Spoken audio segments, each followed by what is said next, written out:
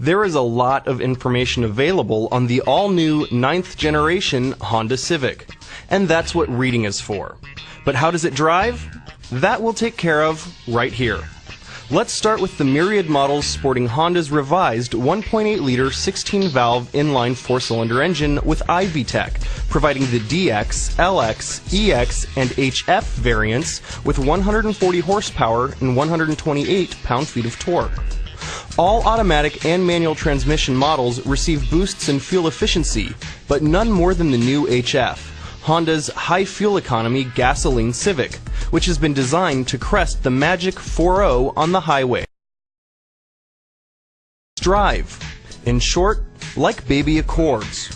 Whereas the Gen 8 Civics delivered a somewhat busy ride, relatively high NVH, and quick-feeling reflexes, the Gen 9 is smoother, quieter, more refined, and more deliberate.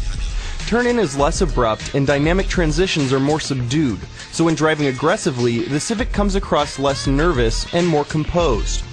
The ride is more compliant and cabin noise seems more hushed than before. Of course, under wide-open throttle, the 1.8 is still a busy power plant, a reminder that the Civic is designed more for fuel economy than high performance. While some of Gen 8's small car charm, the immediacy of the steering, the detailed sense of the road, has indeed been lost with Gen 9, the end product is nonetheless superior, offering higher dynamic limits, better fuel economy, and improved comfort and on-road manners. Outside of the 1.8s, a hybrid and compressed natural gas model will eventually be available and we'll cover those at that time. But for now, let's talk about the enthusiast Civic, the SI. The bad news? The new 2012 Civic Si is no longer blessed with a spine-tingling 8,000 RPM redline. The good news? Everything else. Yes, the high RPM screamer that was the 2-liter 197-horse 2011 SI is gone.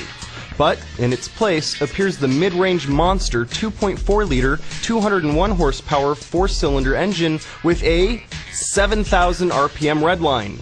Not only are the new SI's 4 extra peak ponies realized 800 RPM sooner than before, but its 170 pound-feet of torque come on board 1,700 RPM earlier. The welcome consequences are usable power and pound-feet, whether zipping through cities, canyons, or carousels.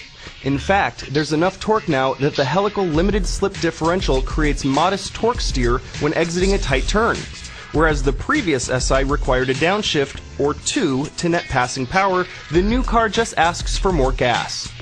Further, the 2.4-liter hasn't lost the SI's signature racy roar. It's simply matured. Now more Robert Plant than Kurt Cobain.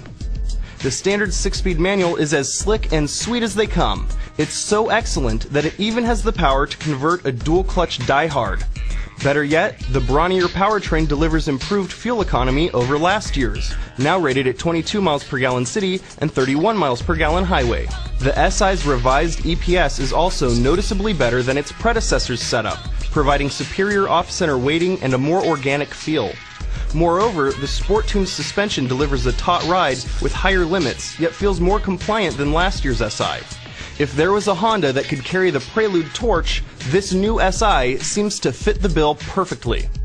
If that's not enough for you, there is much more information available if you check out our full feature at motortrend.com. We'd like to see how y'all dig this here.